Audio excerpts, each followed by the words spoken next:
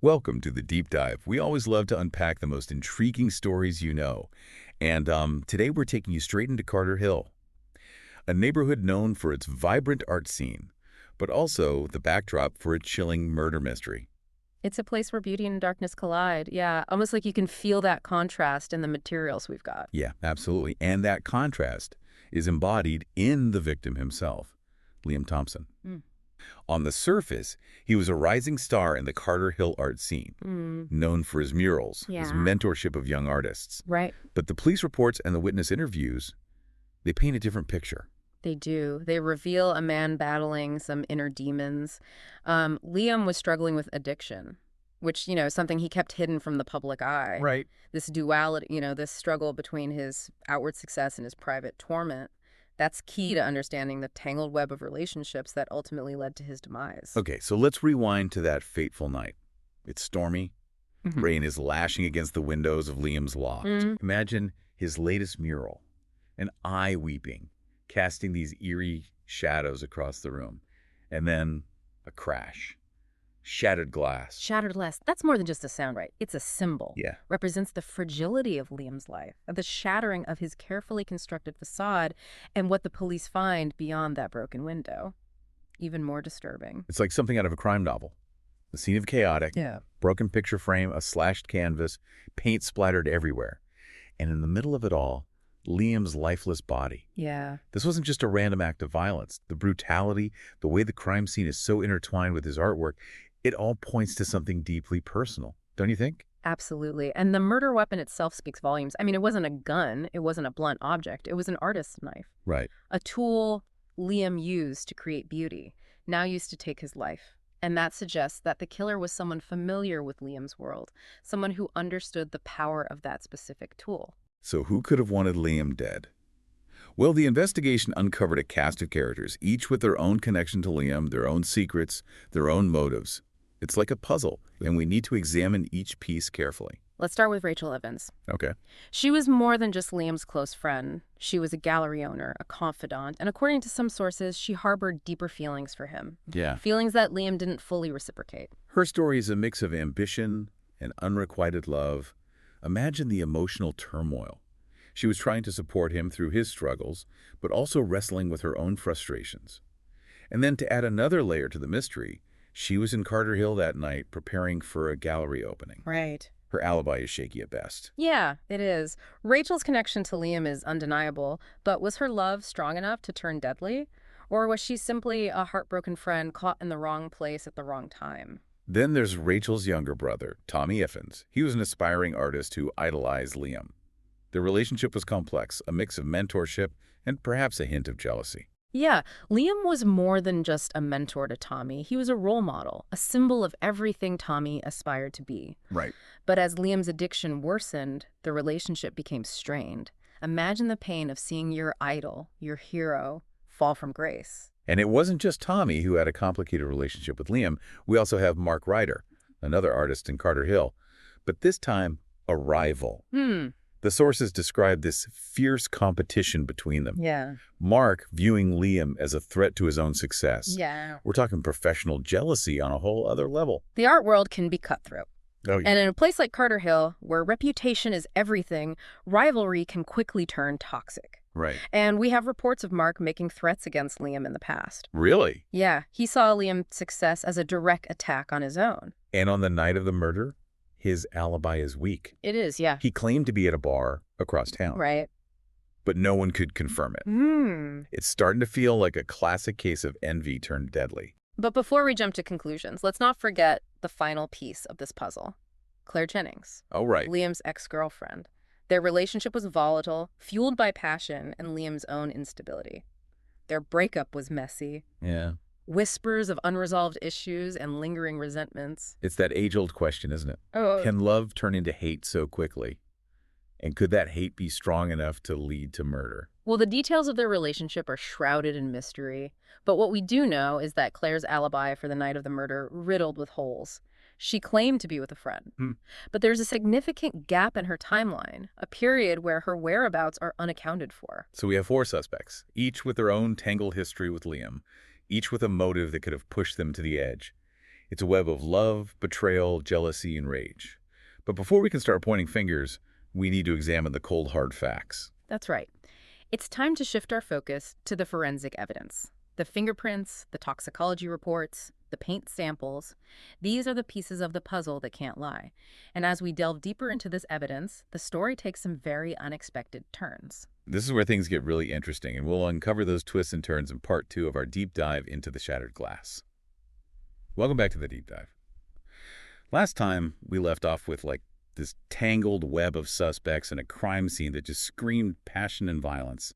Now it's time to see if the forensic evidence backs up those initial gut feelings or throws us in a whole new direction. So what can you tell us about that? Well, this is where the science meets speculation, right? We get to see if those gut feelings hold up under the microscope, so to speak. And in this case, the forensic analysis, it really throws a wrench into things. Remember that artist's knife? The murder weapon? Oh, absolutely. It felt so personal, so deliberate, like the killer was making a statement. Right. Well, the fingerprints on that knife tell a very interesting story.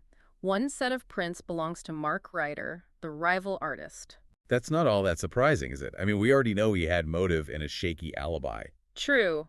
But here's where it gets complicated. Remember how the toxicology report showed Liam was heavily intoxicated that night? Yeah, a mix of alcohol and amphetamines, if I remember correctly.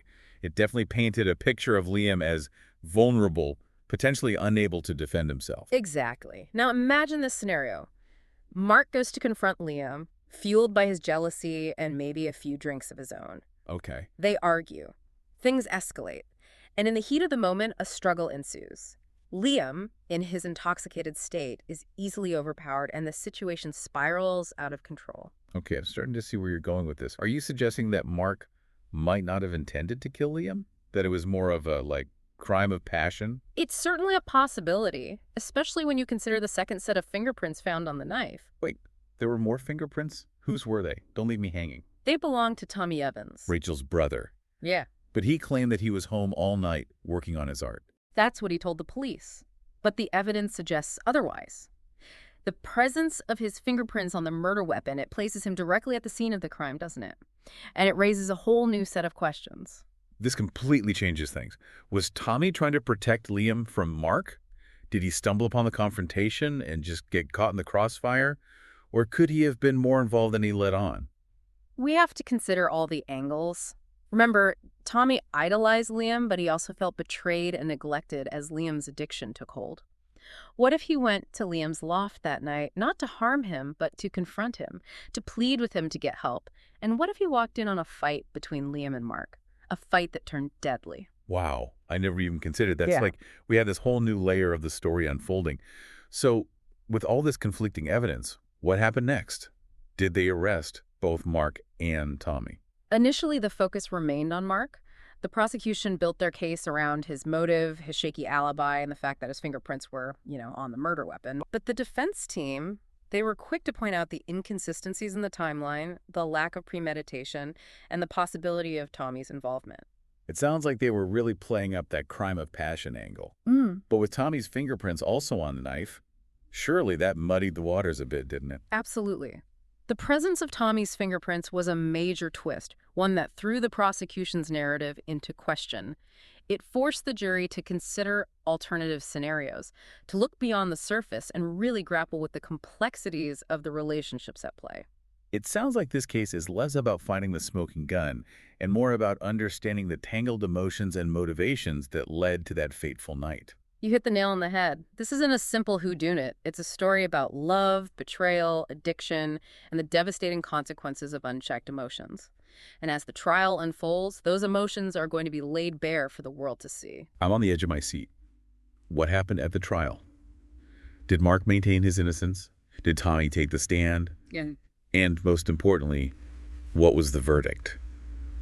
I guess we'll have to wait for part 3 to find out. The trial is where all the pieces of the puzzle come together. The courtroom becomes a stage where truth and deception collide, and the stakes couldn't be higher. Welcome back to the deep dive.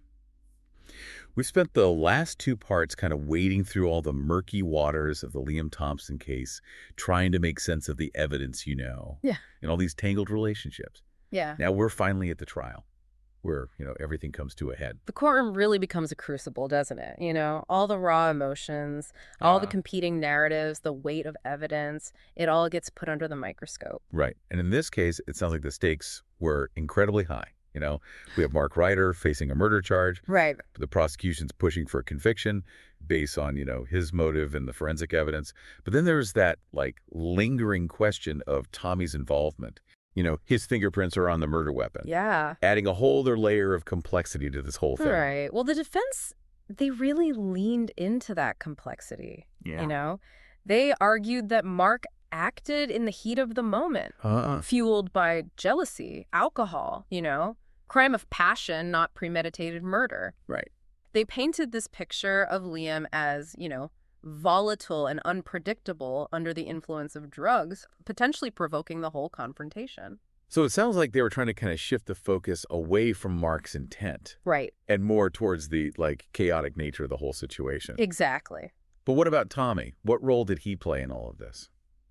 Well, the trial didn't really offer any clear-cut answer to that question. Tommy never took the stand. Okay. And the prosecution, they didn't press charges against him. So he was just kind of, left out of it. It's as if his role that night remained shrouded in a kind of legal fog, So we're left with this, lingering ambiguity. Did he go to Liam's loft to help him or to confront him? Yeah. Did he witness the struggle? Yeah. Or was he somehow more involved? These are questions that continue to haunt this case, The trial focused on Mark's actions, but Tommy's presence that night, it casts a long shadow over the entire narrative.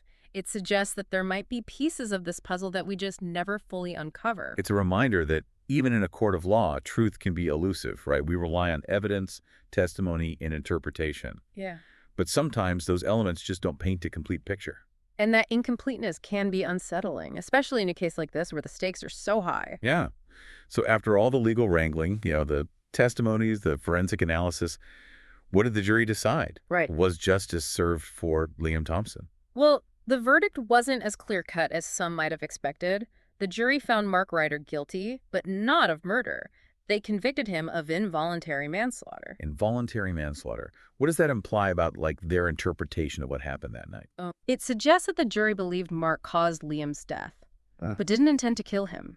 They saw it as a confrontation that escalated tragically, fueled by alcohol and perhaps Liam's own volatile state, Yeah. It acknowledges Mark's culpability, but also recognizes the lack of premeditation, that element of chance that turns a heated argument into a fatal encounter. So in the end, there's this sense of both resolution and, lingering questions. Yeah. Mark is held accountable for his actions, but the full truth of what happened that night in Liam's loft, it remains elusive. And that's what makes this case so compelling, so thought-provoking. Yeah. It reminds us that even with all the forensic evidence and the legal verdicts, the human heart, it remains a mystery. Yeah. We can analyze motives, we can dissect actions, but we can never fully comprehend that complex interplay of emotions that drives human behavior. It's a sobering thought, isn't it? This deep dive into the shattered glass has taken us through this, maze of conflicting evidence, tangled relationships, and the devastating consequences of unchecked emotions. Yeah. And while the trial may be over, the echoes of this tragedy, they continue to resonate through the lives of everyone who was involved. Liam's death cast a long shadow over Carter Hill. It exposed the fragility of human connection, the destructive power of addiction, and the enduring mystery of the human heart. Thanks for joining us on this journey, into the depths of the shattered glass. And just remember, sometimes the most beautiful things, they're also the most fragile. And the truth can be just as shattered and fragmented as, a broken piece of glass.